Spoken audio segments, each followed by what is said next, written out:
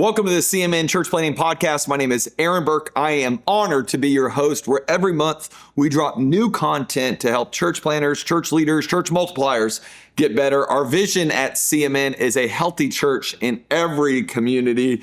And we are talking about how to make that happen, how to make the leader better. And so make sure you like and subscribe to this podcast, share it with your friends that are in ministry so that we can truly all get better together. We've had some great leaders on this podcast, and today I've got some of my favorites. And I've been able to do a lot of events with the Curry family, and they are incredible. They love the Lord. They've got a great family. Yes. So I'm honored to have y'all here. And so I want y'all to just tell everybody a little bit about yourself, a little bit about your marriage, a little about your church. And we'll start with you. Cool. All right. Pastor Aaron, thank you for having us. Yes. And hello to everyone in our CMN family. As Pastor Aaron said, we're the Currys. I'm Warren. This is my wife, Tiara. We have been married for 23 years. We've been together 29 years. So Come on. long time. Right. Yep.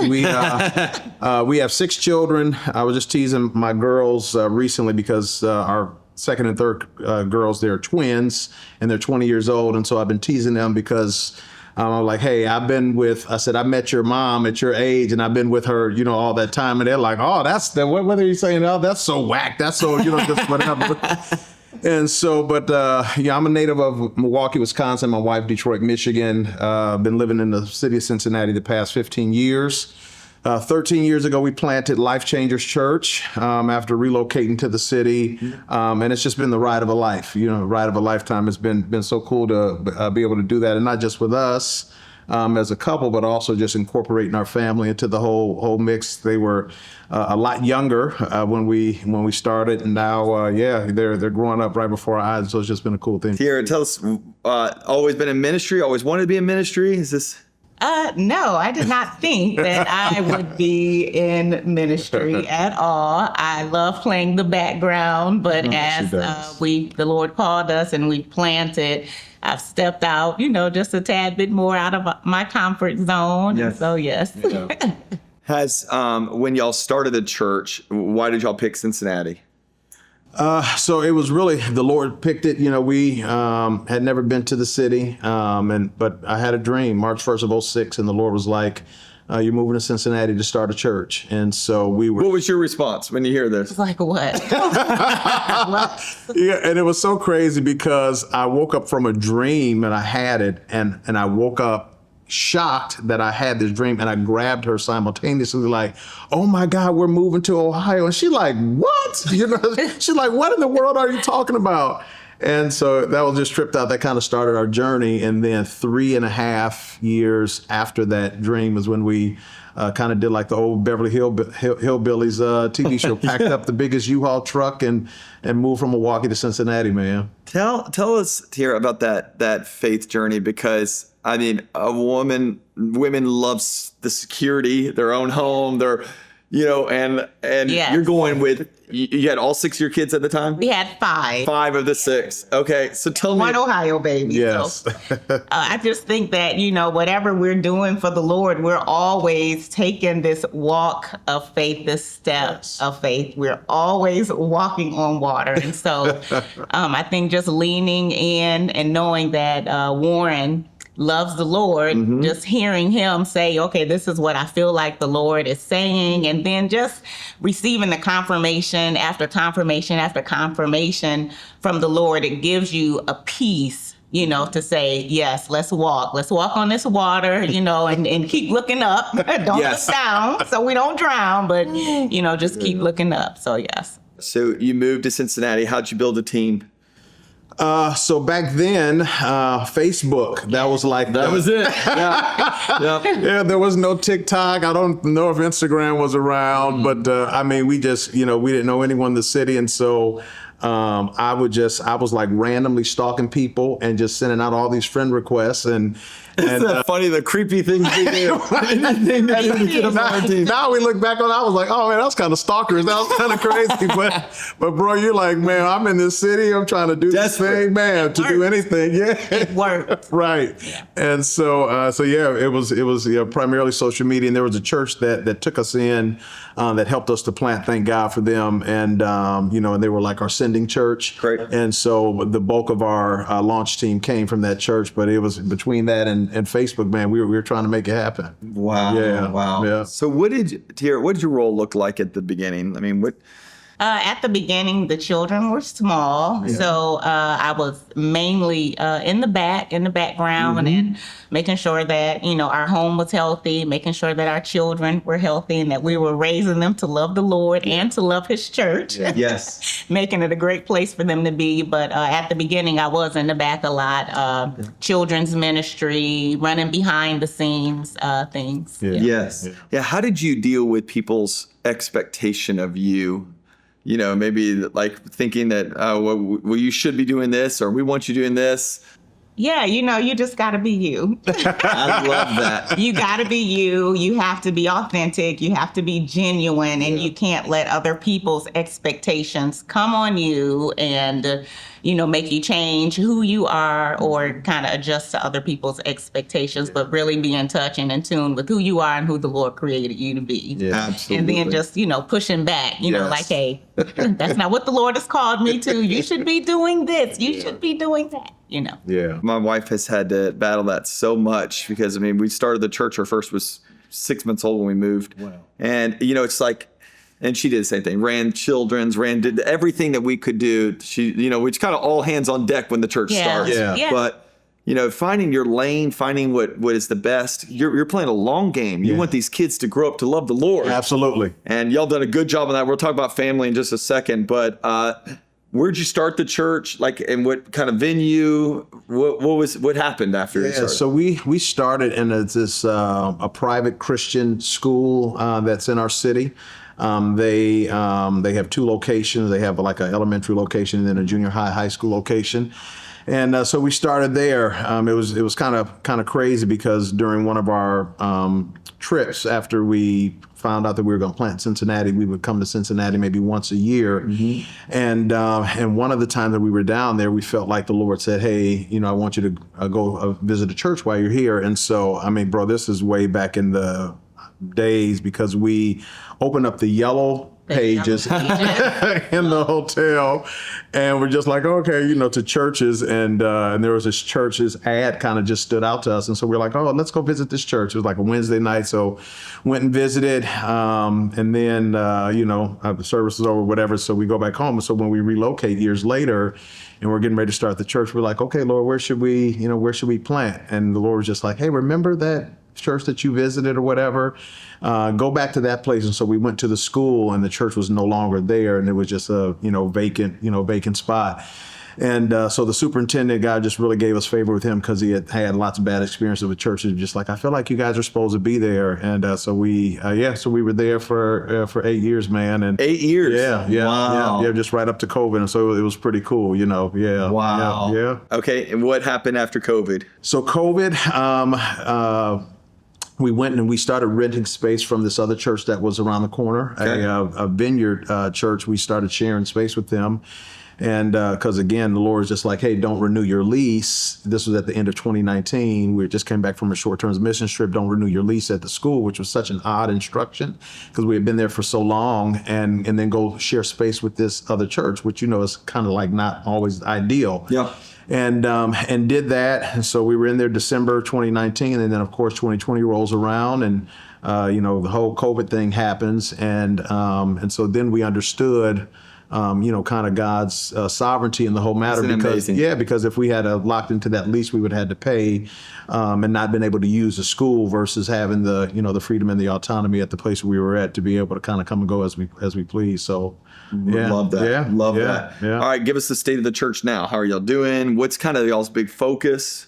So our big focus has still just been, making disciples. We've had an opportunity over the years to kind of train and raise up a number of pastors that were on staff. And so they're, and send them out. And so they're leading their own churches. And we planted our first church back in, I think maybe about a year and a half ago. That's incredible. Yeah, it was cool. One of the families that left from our sending church and had been with us for 11 years, we sent them out with a team from our church, and now they're leading their own work in our city. And so that, that was cool. That's amazing. When you start having, babies and that whole thing. And so, but the church is going well, man, still just, trying to, win people, make disciples, and just impact our city, just through community stuff. It's been cool. It's rewarding. We feel so old now. We look back on pictures and stuff and like, oh man, I was like 30 pounds lighter. I had no gray hair. I was like, got this hat on. Yeah. That's awesome. Let's talk a little bit about family, because I've seen this in y'all's life for years, and it's amazing.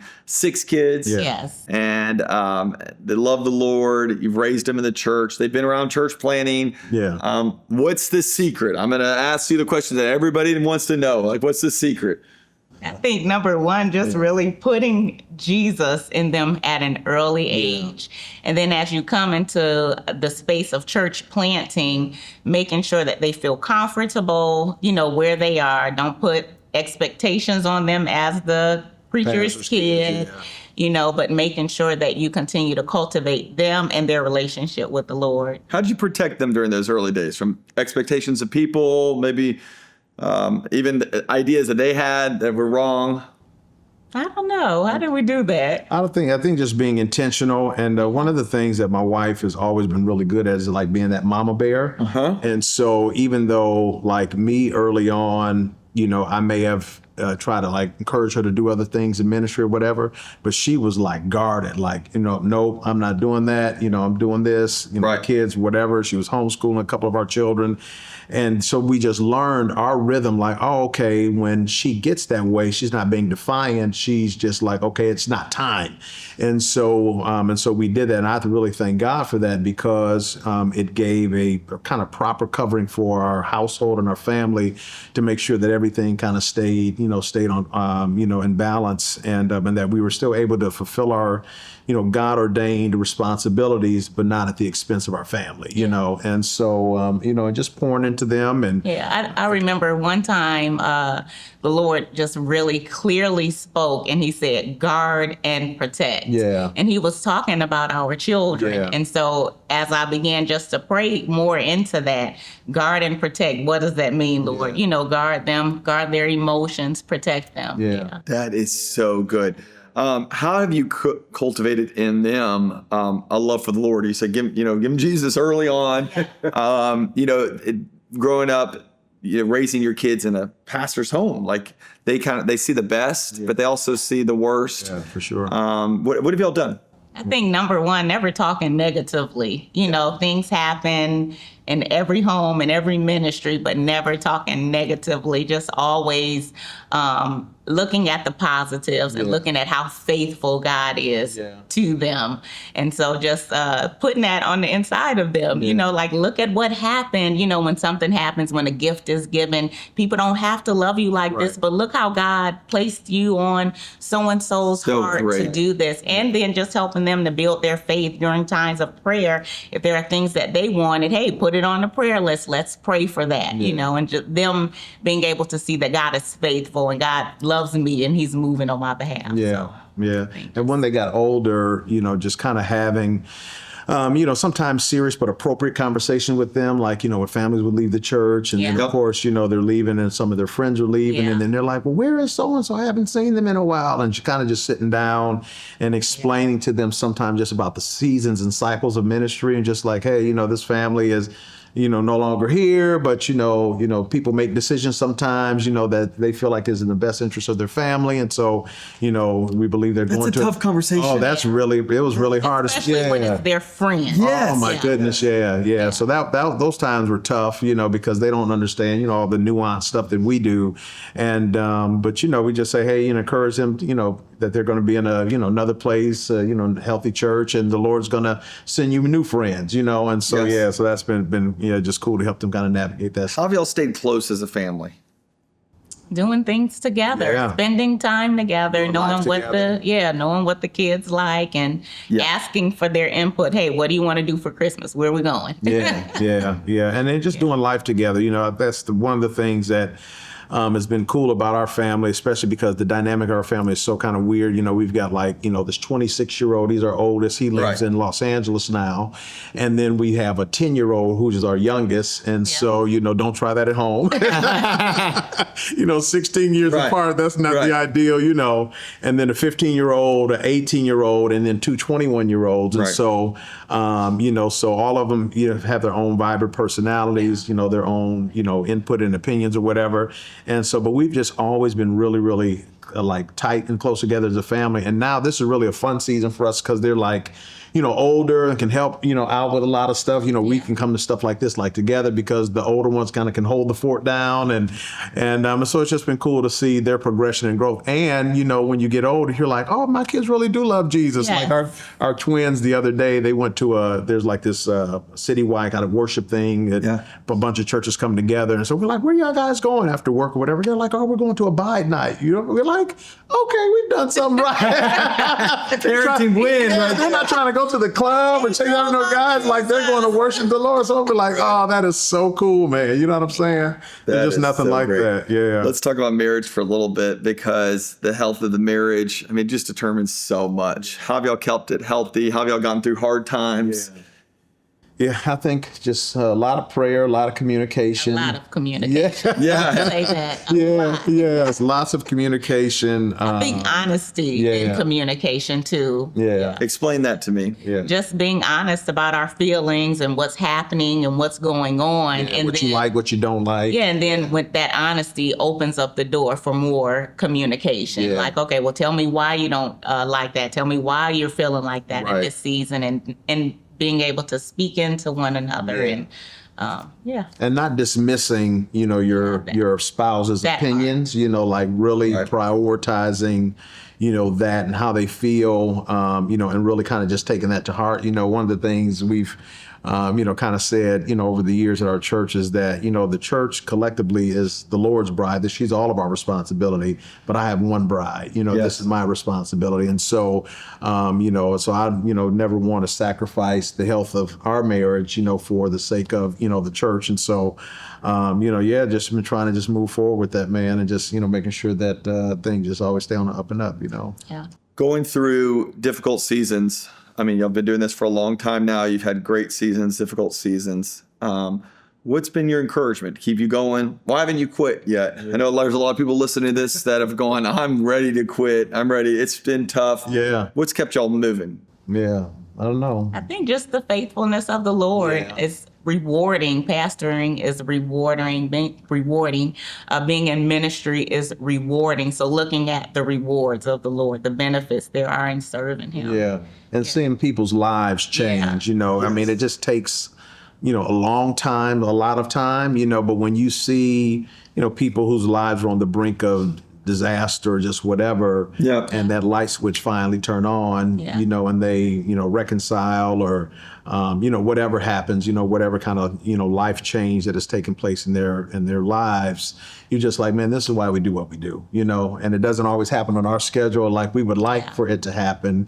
But when it does, we just, you just give God the glory for that. And you're just like, man, Lord, thank you. And it kind of, refills your tank because you're just like, okay, man, if, there's, we saw God do it for somebody, we know He's going to continue to do it for others as well. Yeah. Take a second and just make sure you're looking at that camera for those that are watching this on YouTube or watching this in the future, and just encourage some pastors who feel like it's a tough season. I wish my kids were following the Lord. They're not following the Lord right now. What's your encouragement? Yeah. What's your encouragement? Just continue to pray, continue to trust, continue to believe, and surround yourself with people that love you and that will pray for you and lift your arms up and hold you up as you're walking. And just know that in the same way that God has put this burden and love in our hearts for His children, He also has that burden, love and passion in His heart for your children. And so we're just believing that the Lord will give you a supernatural harvest, that as you sow into other people's families and children's lives, that you'll reap a whirlwind of blessing and harvest in your own family's lives. lives. I love that. Hey, just in the last, we have a minute or two left. You've been part of the CMN tribe. Yes. This is your tribe that you're part of. You're at so many different launch events, which, by the way, if you want to launch a church, CMN has an unbelievable launch events that happen all over the country. You go to iwanttoplantatchurch.com. iwanttoplantatchurch.com. What has CMN meant to you guys? It's been everything. When we, relocated to Ohio, had the call, had the passion, had the ambition, but didn't have the nuts and bolts on like, how do you actually get this thing from dream or conception to reality? Mm-hmm. And so I remember the church that we landed at when we got to Ohio. He told us about this thing called boot camp with this new fledgling, thing, CMN. We're like, what's CMN? And boot camp, and paid for us to go. And so we went up there. It was 5 days, long. We were drawing body maps back then, and the area you're trying to reach and all of that. And they were encouraging us, hey, you get on the call, make a fundraising, get on the phone, make a fundraising call. That stuff was so new. It was just like, oh, wow, And it was just so impactful to us. That's one of the reasons why we've served for so long in CMN, because we want to take that same impact, how we were positively impacted, and impact other people in the same way. It's been everything. Yeah. Love that. CMN is family. It is. Yeah. Family. I love that. Yeah. Any last encouragement you'll have for the planters that are listening to this, church multipliers, pastors, leaders? Yeah, just don't give up. If God called you, it's for a reason. People need what you carry. People's lives will be blessed and benefited, as you continue to say yes to the Lord. And so just don't give up. Reach out, get connected, be a part of a tribe, and so you can have that kind of mutual encouragement and support. Just don't give up. Yeah. It's awesome. Thank you all so much for your time. Thank Y'all you. are some of the great pastors Thank you. in America. And I know it's not been easy, but y'all been doing a great job. I told y'all, if you listen to CMN Leadership Podcast and Church Planting Podcast, every month we're going to give you great content, great church planners like the Currys here. And I just want to say, if you haven't subscribed or like these podcasts, or make sure you share them, make sure you do that right now. And we will make sure that every single month value is added to your life. I don't know about you. I'm encouraged to do family better. I want to raise my kids. I got 5 of them. And I want to raise them to love the Lord, love the church, and love us. Yeah. I want them to like Katie and I too. So it's like, you guys have done a good job with that. But we'll see y'all next month on the CMN Church Planting Podcast.